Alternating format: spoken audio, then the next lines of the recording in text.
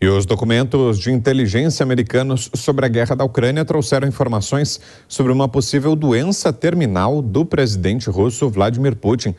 É hora do nosso bate-papo com o jornalista Luiz Kawaguchi.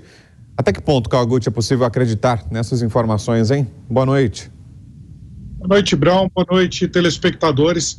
Essa notícia de uma doença terminal do presidente Putin, ela volta e meia, ela surge aí no contexto da guerra da Ucrânia. E quando eu estive na Ucrânia, tive por diversos meses na Ucrânia, e é muito comum você encontrar os ucranianos acreditando nisso.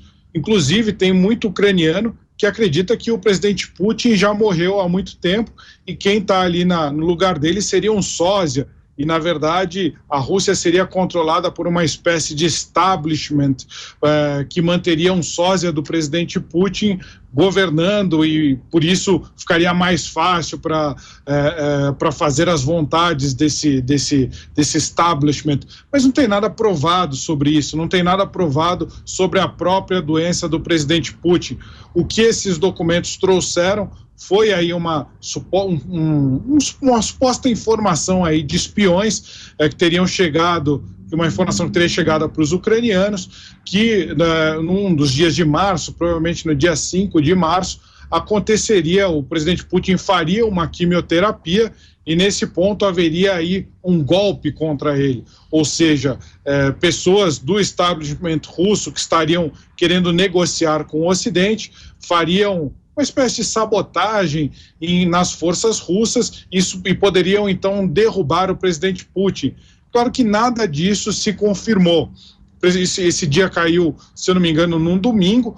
O presidente Putin não teve agenda pública, mas nos dias subsequentes teve diversas agendas públicas. A gente lembra que isso volta e meia, isso acontece com diversos ditadores. Quando o ditador fica bastante tempo sem aparecer, ou eles sempre têm uma aura misteriosa em cima dos ditadores. Se a gente lembrar, por exemplo, o ditador norte-coreano, Kim Jong-un, ele ficou um tempo sem aparecer diante das câmeras e o Ocidente especulou que ele teria morrido. Mas depois ele apareceu, voltou, continuou fazendo lá os testes de mísseis dele e tudo continua a ser como era antes. O presidente Xi Jinping também foi alvo desse tipo de especulação, falava-se que ele teria morrido ou estaria com uma doença terminal, mas ele voltou a aparecer e continuou liderando a China.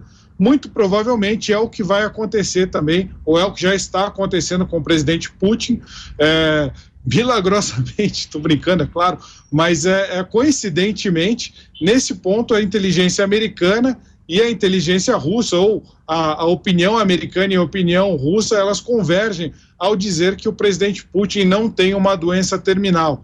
Então isso parece ser, claro que não dá para a gente descartar totalmente, mas isso parece ser mais uma guerra de informação do que propriamente a gente vê a guerra acabar com o presidente Putin morrendo por conta de uma doença. Kawaguchi, os influenciadores e blogueiros russos estão pedindo para que o Kremlin adote internamente o que chamam de métodos de repressão stalinistas contra quem não apoia a guerra, mas Putin não está atendendo aos pedidos. Como é que está a situação interna da Rússia? O que chamou muita atenção, Brown, foi algumas declarações de um parlamentar chamado Andrei Guruliev, eu acho que é assim que pronuncia o nome dele, e que ele falava que era necessário que a Rússia voltasse a uma doutrina stalinista do inimigo do povo. O que é o inimigo do povo? Seriam pessoas que seriam contrárias aí ao governo russo, contrárias à guerra na Ucrânia, e elas seriam colocadas como inimigos, e aí seriam punidas. Então tem diversas, não só esse parlamentar, mas diversos blogueiros e influenciadores russos, eles estão dando sugestões, como, por exemplo, punir as pessoas que deixaram a Rússia por causa da guerra. A gente sabe que teve muitos homens que saíram da Rússia para fugir da conscrição. Então esses blogueiros, eles sugerem que essas pessoas seriam traidores, seriam inimigos do povo e o Estado atacaria o seu patrimônio, desde confiscando propriedades ou investimentos que eles tiverem deixados na Rússia, ou taxando, aí fazendo uma taxa muito mais alta. Em vez de taxar em 13%, que é o que a Rússia taxa, aumentaria para 30%. Aumentaria para níveis parecidos com o do Brasil, por exemplo. E aí seria muito mas isso são medidas consideradas muito impopulares.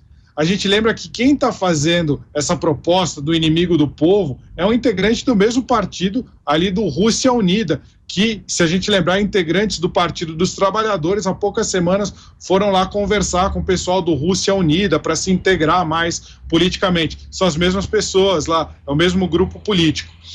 E o que acontece? O presidente Putin, ele não tem deixado esse endurecimento. Ele quer ser visto como alguém mais diplomático, ele quer ser visto como um czar, mas um czar tolerante. Então, o que ele faz? Ele não tem aprovado essas medidas que vão desde confiscar o patrimônio das pessoas que fugiram da guerra.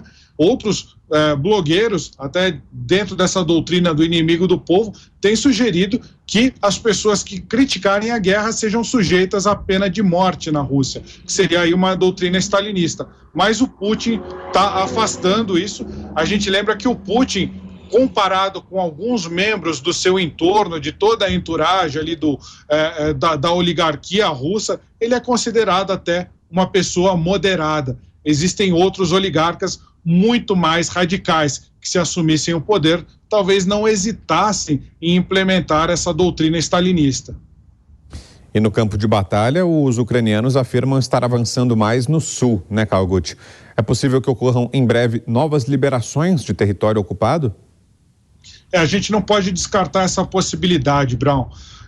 O campo de batalha está meio congelado nas mesmas posições desde o fim do ano passado, desde dezembro. Nem a Rússia avançou muito, nem a Ucrânia. Aliás, Mito, a Rússia teve alguns avanços em direção à cidade de Bakhmut, no leste do país, mas não conseguiu tomá-la.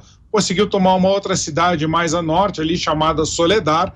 Então, um pequeno avanço no campo de batalha. Agora a gente vê também um pequeno avanço da Ucrânia, só que no sul. Eles fizeram o que se chama de cabeça de ponte, ou seja, eles cruzaram o rio de Dnipro, que é aquele rio que corta a Ucrânia no meio, ali na região de Kherson, no sul, conseguiram chegar no território que tinha sido invadido pela Rússia e estão tentando firmar a presença ali. Como que eles estão fazendo isso? Estão fazendo o que eles chamam de ataques contra a bateria.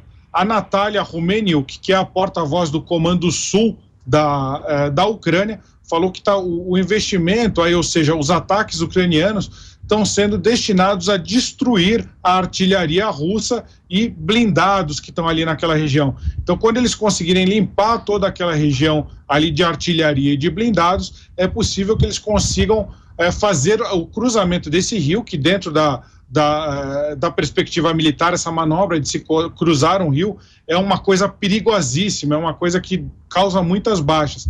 Então eles estão mandando equipes menores, eles estão destruindo a artilharia que pode atirar nesses soldados que tentem cruzar o rio, para tentar cruzar com mais segurança. Só que não adianta eles destruírem só a artilharia, porque a Rússia tem uma aviação muito forte.